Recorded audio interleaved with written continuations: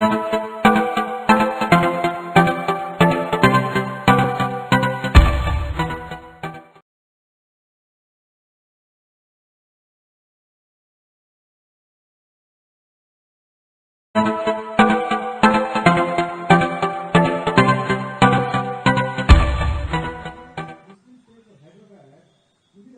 and Bangladesh should have been ours. Ours means India.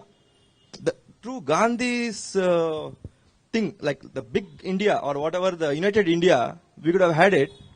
I mean, my thinking is going on that fashion. I mean, I don't know how it, and maybe even now, like East Germany, West Germany, even now, if you say, when we have languages, Telugu-based states, I'm saying, not countries. Like you said, Christian country, maybe why not Christian state? Or why not this state? I mean, in the sense, not in a political way, where the unity, the central defense and all these things might save our people. Our people, I'm considering Pakistan as our people. I mean, anybody. I mean, just my view on this. Thank you. Thank you. Sir, you have made an interesting statement. I would not call it a clear statement. And you have mentioned several aspects. You have made a comment. I think I can gather from you a sadness that there is not enough unity in India. You would also like, if possible, some kind of common feeling between India and Pakistan and Bangladesh. I think these are very valuable sentiments. But if real unity is to be achieved inside India, between India and Pakistan, between the people of India, Pakistan, Bangladesh,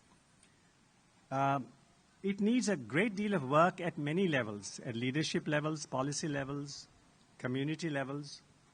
We have to know one another. You know, even within India, yes, Hyderabad is a wonderfully diverse city with so many different linguistic groups, religious groups, caste groups. It's a very great asset. But we should ask ourselves, how deeply do we really know one another? How many close friends we have from the other group, whether it's a linguistic group, caste group, religious group. How many things do we do in common?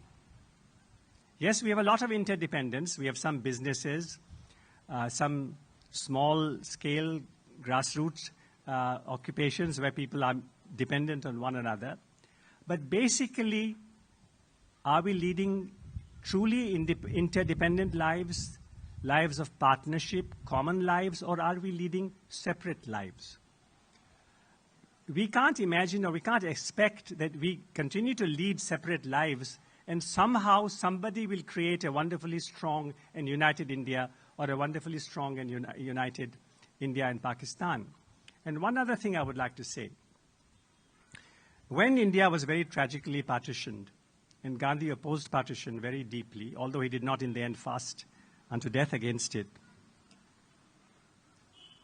Gandhi was advocating real understanding, teamwork, love if possible, forgiveness if possible between Muslims and Hindus all across the subcontinent. But there were very powerful voices, both appealing to the Muslims and appealing to the Hindus against what Gandhi was advocating. They were advocating division, they were advocating dislike, they were advocating violence, hatred.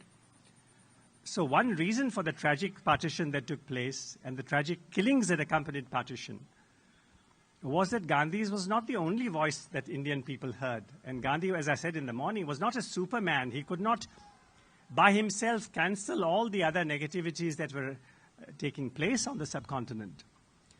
So today, if we want, again, a real deep bond between all the peoples in different parts of India, and we are so different, and it's wonderful we are so different. We have different languages, different cultures, different races, different tribes, different religions, of course, different castes. If we want a real deep bond between all these groups, we have to develop very deep, week to week, month to month, year to year links in our cities, in our villages. Much of this is happening, but a good deal of this is not happening. So I'm glad that you have enabled me to speak a bit more about what it takes to unite a people or a nation in a deep sense. Thank you. Yes.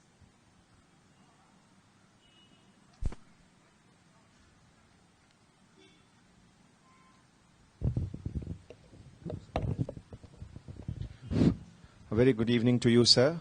It was very educating to listen to your comparison of Gandhi and Lincoln. Sir, I would like to ask your view on two things. In 1863, Lincoln was dead. Within 40 years, America became the superpower. The socio-political differences which was in the USA at the time of Lincoln did not come as a hindrance to the economic development of that nation.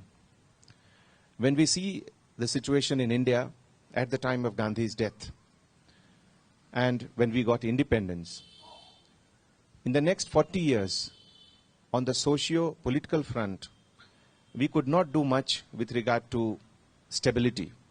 There was a lot of turmoil which the Indian society faced in the next 40 years and perhaps is facing even now. As a nation, where did we lag behind? Closely associated to this, I would like to know your view, sir. What can be called a true Indian national character? That's all, sir. Thank you. Well, you've asked me some very difficult and important questions.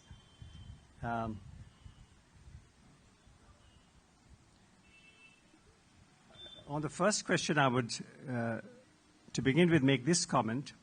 Yes, India did not become a superpower in 40 years the way the US did become, more or less.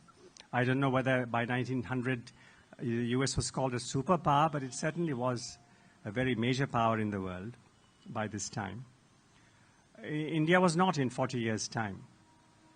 But there's one thing that we should recognize, that India is one of the very few countries, perhaps the only country that became independent after World War II in Asia and Africa, which has remained a democracy. This is something that we should be genuinely proud of, that the legacy of our freedom movement was such that we remained a democracy for a long time. And this is something we can be perhaps proud of. We did not take off in an economic sense. Our poor people remained poor for a very long time. It is true that in more recent years, in the last 20 years or so, some of our very poor have become less poor. A great many of our very poor have become a good deal less poor. And that too is something we can be proud of. But why is it that our progress has not been sufficient, has not been as impressive, say, as America's economic progress has been? I think this is a question to which different people will give different answers. A very broad understanding I have of the situation is something like this, that as a nation, and this perhaps also is connected to your second question, in which you try to sort of understand Indian character in a kind of special or even narrow sense. Is there something that we can understand about Indian character which explains the weaknesses of India's society, India's economy, India's polity? I would say that in our country, we are fantastic, creative, individual personalities, but working with one another is not our strong point. Working and living together for the common good is not our strong point. Not at the neighborhood level, not at the city level, not at the state level, not at the national level. If we can learn, our people are amazingly patient, amazingly hardworking, amazingly ingenious, amazingly resourceful. How our people survive calamity after calamity after calamity.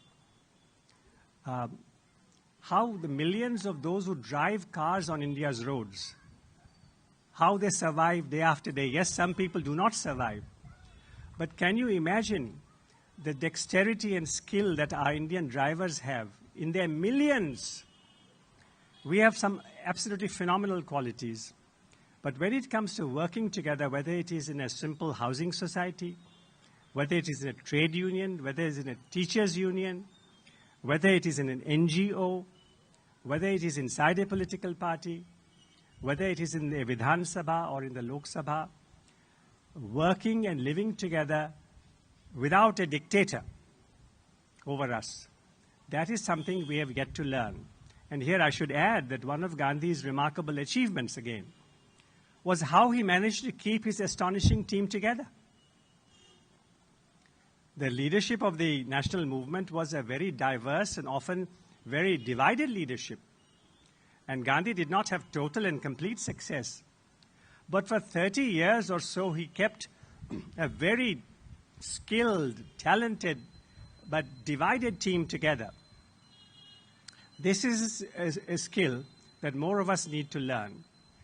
And this may be partly explain your very difficult and important question, and I'm sure you yourself and others may have better answers to your question.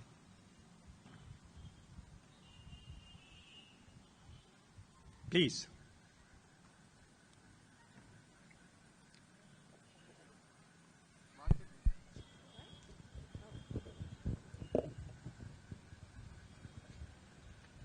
Oh.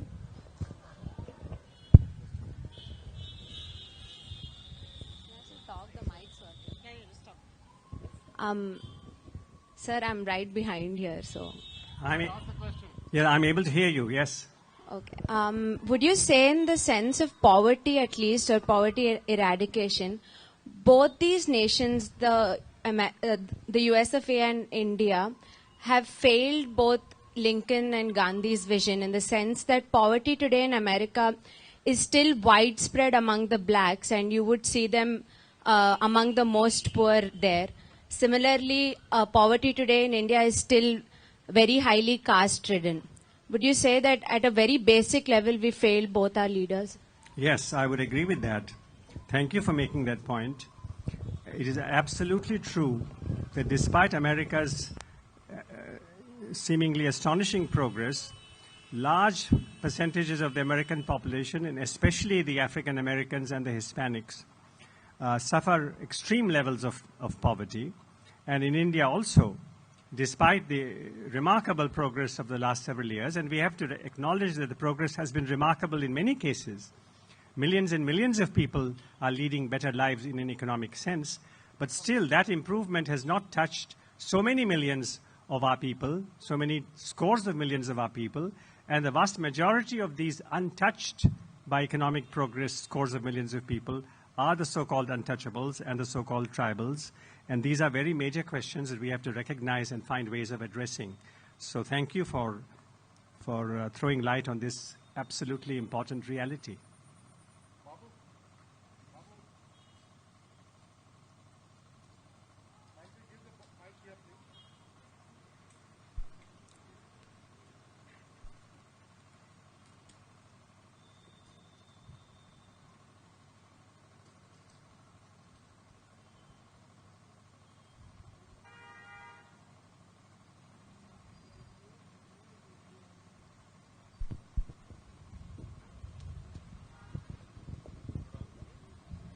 Sir, as a biographer of Sardar Patel, I wondered what you would say about the recent attempts to recruit Sardar Patel for the propaganda of a political party. I ask this with some concern because there are a number of people like me who fear that the idea of India is bound to disappear with what seems to be happening in the country now, with the gathering clouds of communalism that we can see. You spoke of partition this morning, but there is an ongoing division in the country, and I wonder what you have to say about that particular problem. Perhaps you can reassure us that we are fearing unnecessarily. Well, I wish I could say that all your fears are completely baseless. I wish I could say that. I'm not in a position to say that. On your first question about Sardar Patel, that is a very important one. Now, it so happened that 30 years ago, I felt I should write Sardar Patel's biography, and I did. It's a very large book, and it may take a lot of stamina for people to read that book, 600 pages plus. But I did try to ascertain every little detail about Sardar Patel's life. I spent some time in Gujarat and wrote that book. And it is absolutely correct to say that to project Sardar Patel as some kind of bitter foe of Jawaharlal Nehru, that he had a totally different vision than Nehru had, or to say that Patel had a different vision than Gandhi had, is quite incorrect. And, Sardar Patel, like every human being, including Lincoln, including Gandhi, was not a perfect man. But there was one weakness he did not have. He never said what he did not mean. The Patels of Gujarat, the Patidars as they are called, are known for their blunt and candid and frank speech. And Sardar Patel excelled all other Patels in the frankness and bluntness of his speech. And sometimes, if you assess him only on the basis of some stray remarks of his, you may get a false impression of what he genuinely thought. But the important point to remember is Patel was always candid, and he never said things he did not mean. So, on October 2, 1950, 2.5 months before he died, Sardar Patel said something like this, and I'm not quoting the exact words, but they're more or less exact words, referring to the fact that Gandhi had suggested that Nehru should be the leader and Patel should be the deputy leader. And Patel said that events have shown that our leader's judgment was right. When he suggested that Nehru should be the leader, that was the right judgment. I am a loyal soldier. I am where I am because of what Bapu has taught me. And I am not a disloyal person. And I am going to be a loyal teammate with Jawaharlal Nehru. And if anybody says that Patel said this to flatter Gandhi, Gandhi was dead by this time.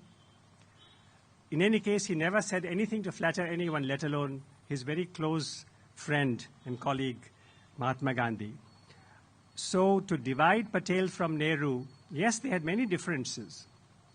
To divide Patel from Nehru in any fundamental sense would be a very serious error. And to create a Patel versus Nehru controversy, which sometimes, not always, but sometimes is only a mask for creating a kind of communal divide.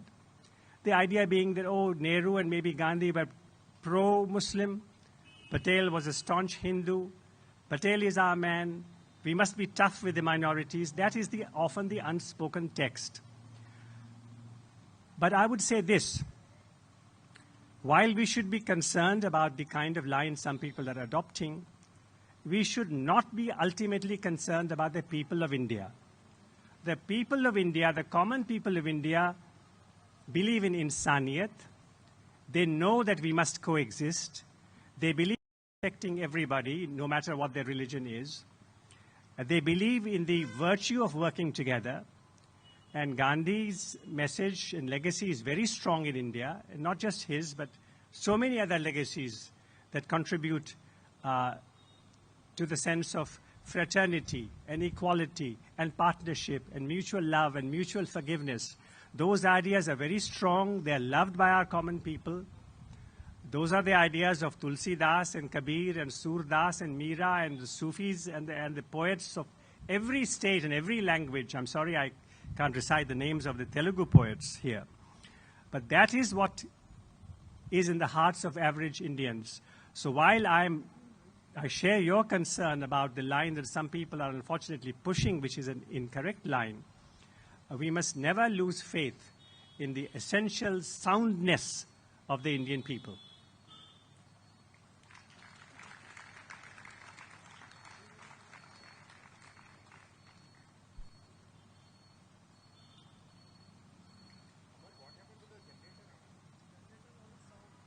Well, at least the sound is working. Yes, that's great.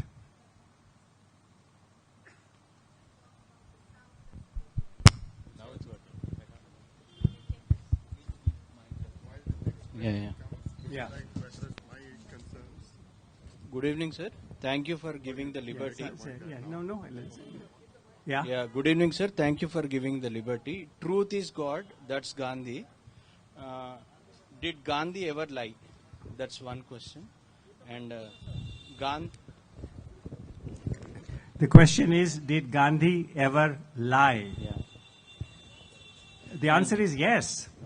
Certainly, Yeah. in his boyhood, in his young age, he himself has admitted of untruths that he uttered.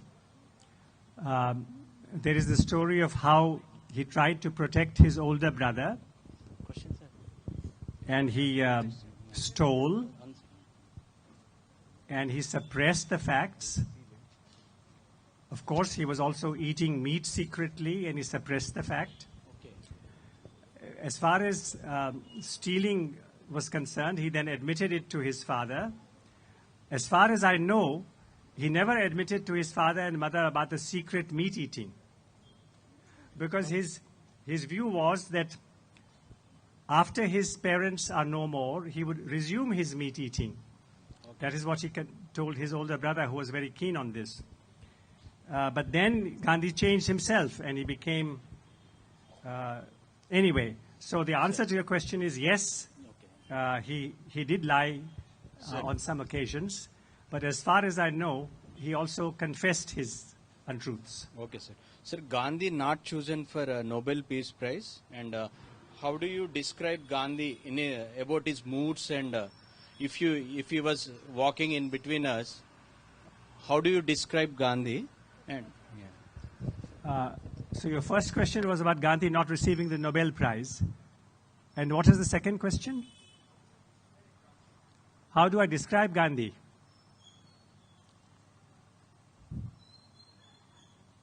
Let me try. But first, if I talk about the Nobel Prize, maybe I will think also about your second question. Yes, it is well known that Gandhi was once or twice proposed, but he never was given the Nobel Prize. But I personally think that's a very good thing. I think for Gandhi to receive the Nobel Prize, or say for Gandhi to receive the Bharat Ratna, would be a very great, what's the word? It would be peculiar. It would be almost like a joke. Because who are we to give Gandhi an award and expect Gandhi to say, thank you very much for recognizing me? I think, even when Sardar Patel was posthumously given the Bharat Ratna, I was one of those who felt it was really unnecessary. Sardar Patel is remembered and loved by millions of us. Merely by his being given Bharat Ratna does not mean he becomes a greater person. And I don't think that the world would today love Gandhi more if it said Mahatma Gandhi Nobel Laureate. I don't think so. Now, as for his personality, I would say that Gandhi was a very uncomfortable personality for others. He was not somebody that you would say, oh, wonderful, please sit with me, I want to have a cup of tea with you, I'd love to be in your company for all the time.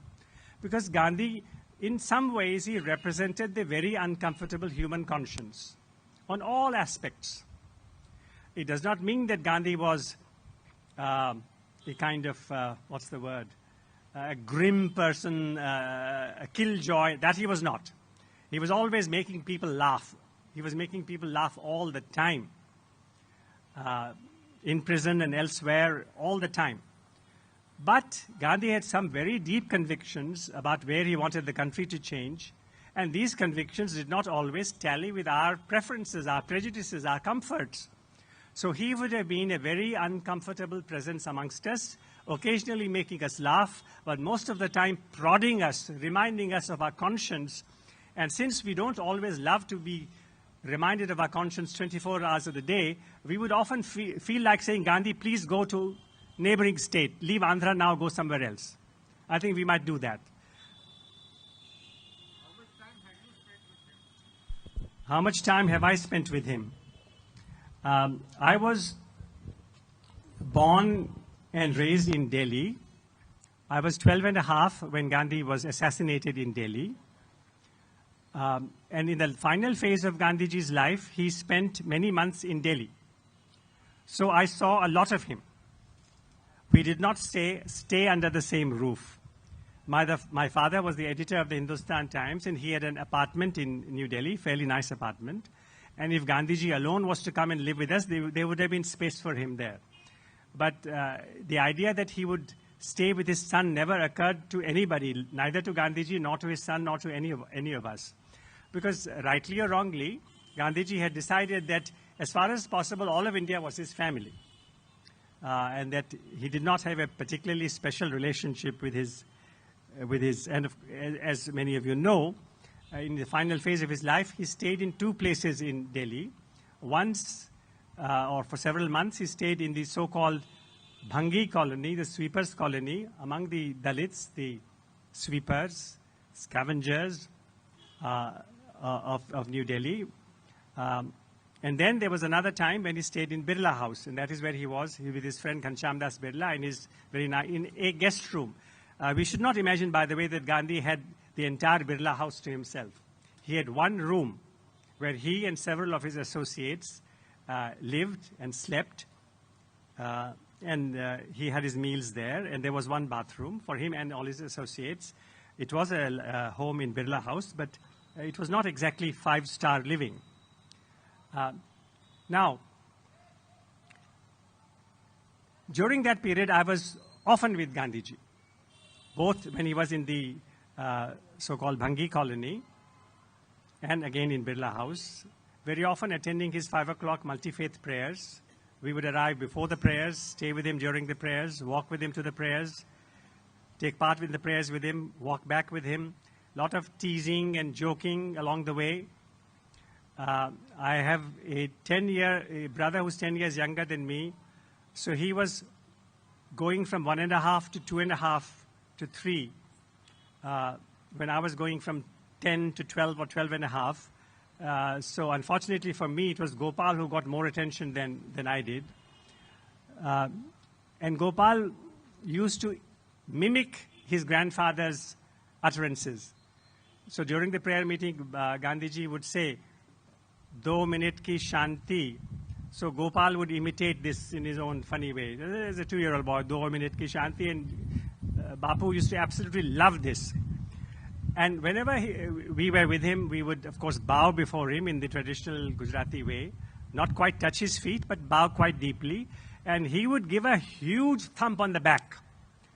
And although he was an old man, sometimes fasting, his thump was pretty memorable. And once I had a new pair of glasses, and I knew that Bapu was very keen on frugality and simplicity and no needless expenditure. But I said to myself, he would notice this new pair of glasses on my face, but he sees so many people, he will not notice this and I will get by. No, I was wrong. Naye chashme pehne hain. So I was ready by this time. I said, "You know that my eyes are bad. Of course I needed new spectacles." "Did you also need a new set of frames?" he asked. You know, a simple thing, but that was another memorable thing for me. But the most memorable thing of my brief association, when I say brief, I mean it was over a longish period for several months, almost a year or two. But at any given moment of time, I did not have an hour or 2 hours or 3 hours with him. He did not say to me, sit with me or walk with me and say to everybody else, "Please go away, I want to have quality family time." Maybe he should have said, maybe he should not have said, but that was not his way. Everybody was his family, and we took our turn with him. But there is no doubt that when he was with his grandchildren, he was very, very happy, and he showed us a tremendous amount of love. But this is what I want to say. We would arrive before the prayer meeting, walk with him to the prayer meeting, sit with him, and then walk back with him. And sometimes during the prayer meeting, you know, his prayers would start with a Buddhist chant, and the next item was the opening verses from the Quran, the Al-Fatiha, which many of you would know. And those of you who don't know should read the English translation of this, the opening chapter of the Quran. It's an amazing text, and it's worth reading. This was part of Gandhiji's prayer. And there were various Hindu texts from the Upanishads, from the Gita, some bhajans, 2-minute silence, and so forth. Now, we would take part enthusiastically in these prayers, and sometimes I would actually sit right next to him with hundreds of people in front who were doing the prayers together. And remember, we are talking about 47, 48, and this is a time of great expectation of freedom, but also of great tension, because violence has taken place, and so many refugees have come to Delhi, Sikh refugees, Hindu refugees from Punjab. So many Muslims are feeling insecure in Delhi. They are being pushed out of Delhi. So many Muslims and many Hindus and Sikhs would come and see Gandhiji during the day, and sometimes I would be near him when he's talking with these people. Sometimes at the prayer meeting, few times, some young men would get up and say, we don't want the recitation from the Quran. Stop it. Please stop it. Please have the rest of the prayers. We don't want to hear this. So here I am close to him, and I'm looking at him, and I'm looking at the people in the congregation, as we might call it. So Gandhiji says to them, let me ask everybody else, आप क्या चाहते हैं? आपको कोई आपत्ति है? आपको एतराज है? नहीं नहीं, बिल्कुल नहीं, आप पढ़िएगा जरूर, हमें कोई एतराज नहीं है. So Gandhiji would say to the protesters, see, everybody else wants me to continue. Please withdraw your protest. And most of the time, they would withdraw it. Sometimes they would say, no, we are not going to let you have the recitation from the Quran. So Gandhiji would say, all right, I can't force it on you, and if you're protesting and if you're shouting, there's no point in the recitation. But if I'm not going to have the Quran, then I will also not have the Upanishads and the Gita. And I will straight away proceed to my post-prayer remarks. He would speak for about 15 or 20 minutes. And by the way, all these remarks of his in the final months of his life are preserved on sound. All India Radio recorded them at the time, so you can hear them if you want to. So I would be very interested. There are these men, some of them seem to be quite angry, and are they likely to come up to him and hit him and attack him? He has no bodyguard, he has no shield protecting his chest, he hardly has any clothes on his chest. And if somebody were to attack him, is there anything I could do to protect him? That's the sort of question that passed through my mind. Now, on the final day when he was actually killed, there was some sporting event in my school and I could not be with him. So I was never put to that test of whether I could have tried to save him or not. But this is what the lasting memory to me, that this man is speaking in a very friendly language to those who object to him, who seemingly are also hostile to him. But while he speaks in a friendly language to them, he does not yield his ground. He does not submit to intimidation.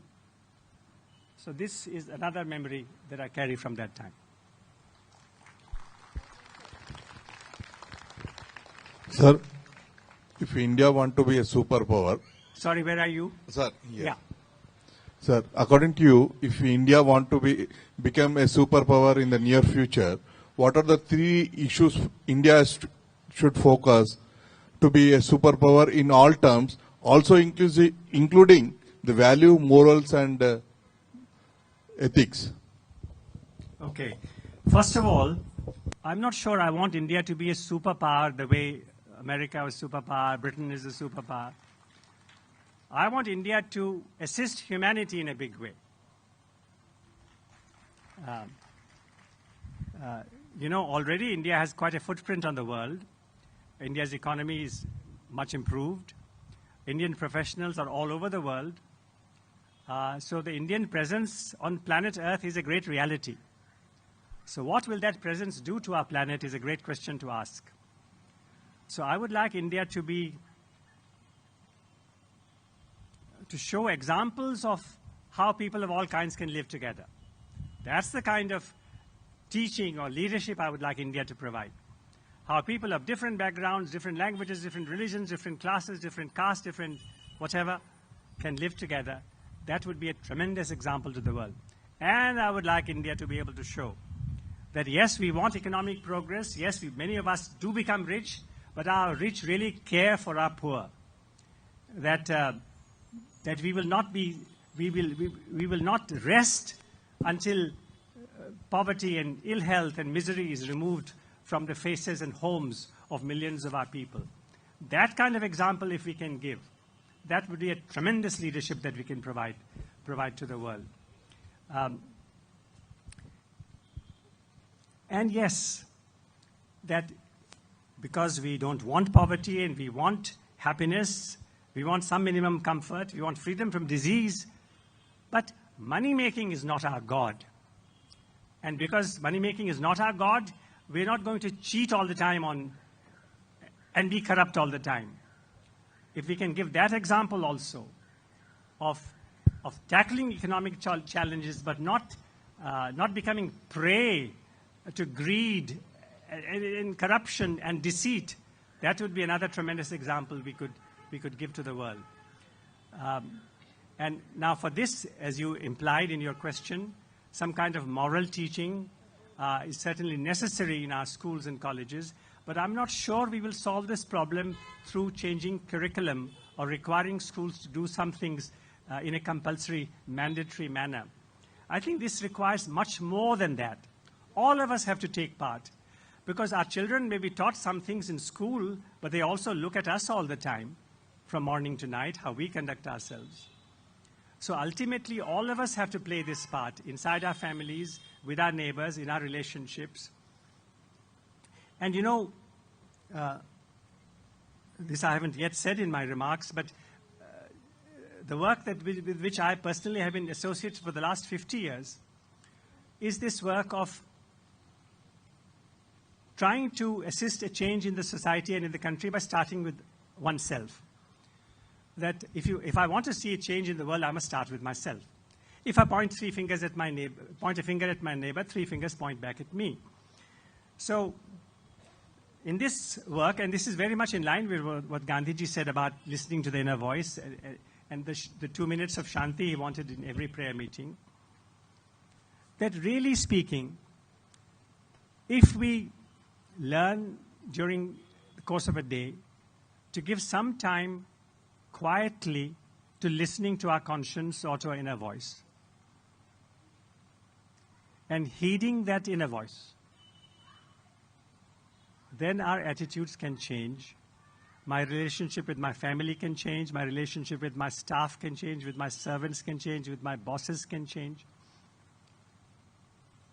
So yes, if all of us in our homes, in our neighborhoods, can listen to the conscience, to the inner voice, not in any ritual way, not in any formula, but in whichever way is natural to us, comfortable for us. I'm not just going to follow my instincts and my passions. I'm also going to listen to my conscience. One last point.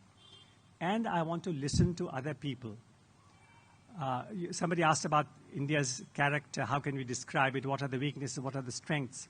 You know, one of our great weaknesses in India is we are wonderful talkers and very poor listeners. If only we listen to other people. And you know, this is a revolution that can start. You don't need a special institution or a college or a training center. Wherever we are, in our homes, we can begin this. Husbands can listen more to the wives, vice versa too, maybe.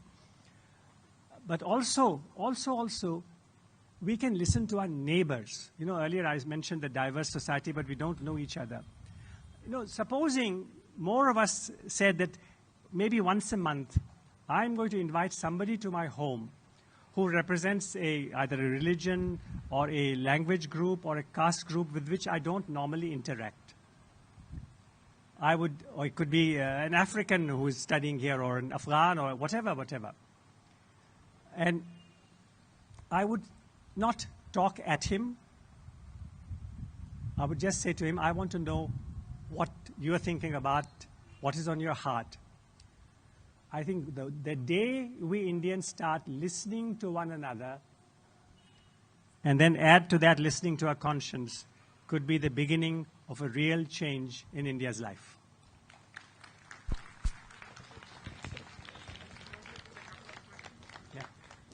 Yeah. Professor Gandhi. Yes, sir. Sir, Professor Gandhi, we understand that, I don't know if this is true or apocryphal, that we understand that Gandhiji wanted the disbandment of Congress party as soon as India achieved its independence. My question is that at a time when civil society groups which exert some kind of influence on policy making and on public opinion, when civil society groups think that the only way they can influence policy or public opinion is through transforming themselves into political parties, do you think that in India today, in the kind of society that we are living, whether civil society groups have any relevance, or the only way in which we can make civil society groups become relevant is to turn them into organized political parties? Thank you. Well, thank you for a great and relevant question. On the first point in your question about Gandhiji's suggestion that the Congress should disband itself, the position was, the reality was something like this. I think a day or two before he was killed, he was drafting a resolution for the Congress Working Committee, which contained this proposal, that having achieved freedom, which was the goal of the Indian National Congress, having achieved its primary goal, the Congress should dissolve itself into a social reform, national reform, community reform movement. That was his proposal. Realizing that a great many people in the Indian National Congress were very actively involved in politics and were keen to remain in politics, he said, those who feel that they can't live without politics should then form new political parties depending on economic policies and other policies. So there could be 2 or 3 new parties formed by those who were in the Congress. But he wanted the main freedom fighters who had sacrificed for 30 years to consider becoming change agents, working for the poor, working for employment, working for the constructive program, as he called it. This was his wish. Many people say that Gandhi wanted Congress to be dissolved. That's only partly true. But his main thing was that those who fought for national freedom should now, instead of all of them actively taking part in politics, should now take part in constructing a new society. Sadly, the Congress Working Committee or the AICC did not consider this seriously. That is a fact. Now today, there are many civil society groups, and some of them have actively become political groups or political in 1 or 2 ways, or more ways than 1 or 2.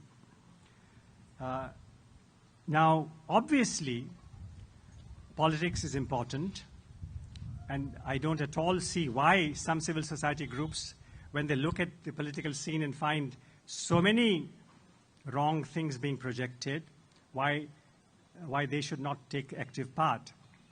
And I would say, as far as the one of the main theses of the newest of these groups, the Aam Aadmi Party, when it says that as far as possible, decisions should be taken place at ground level, that policy making should be brought down from up there to the level where people live, I think that there is something quite wonderful about that idea.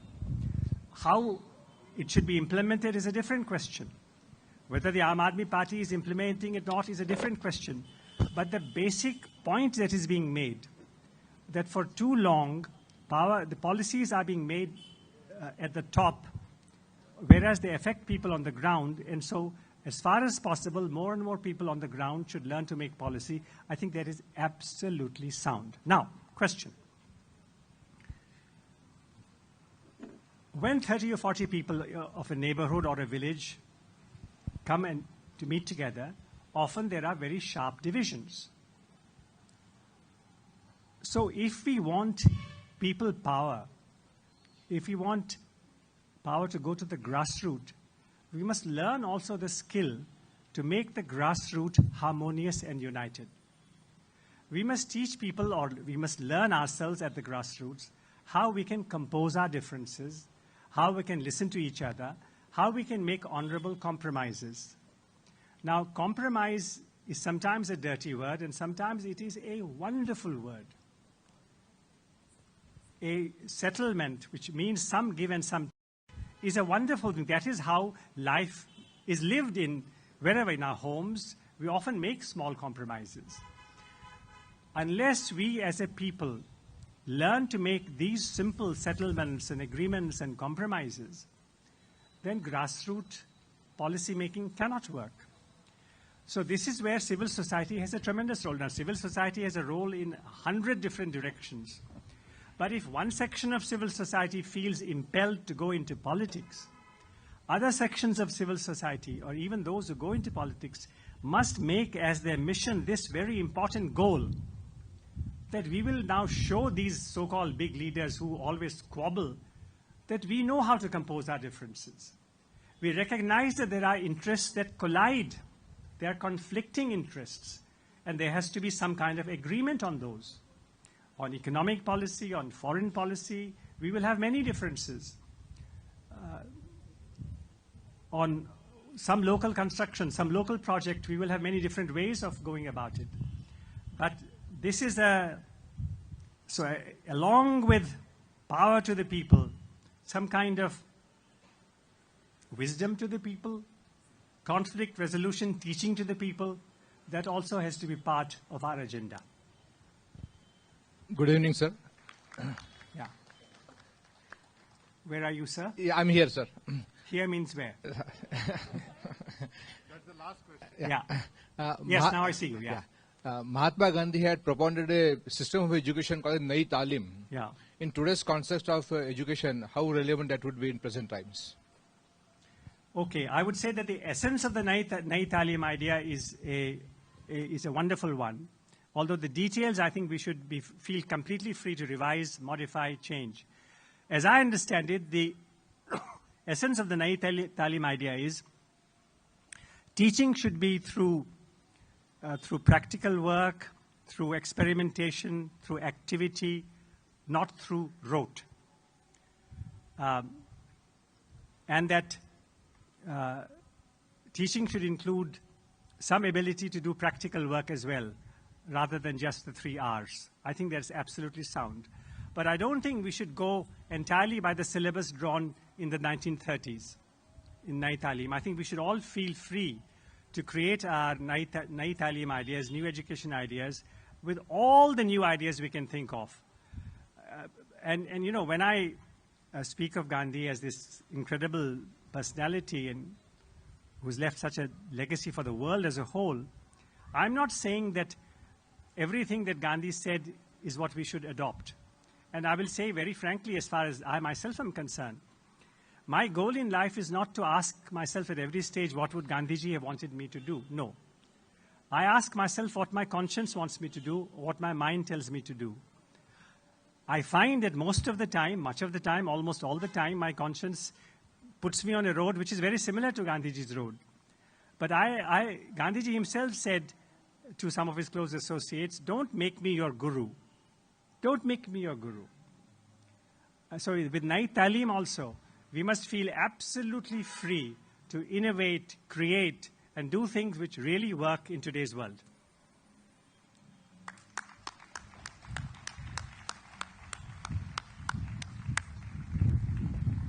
This is an evening we are not going to forget, ladies and gentlemen. Thanks a million, sir. Thank you so very much.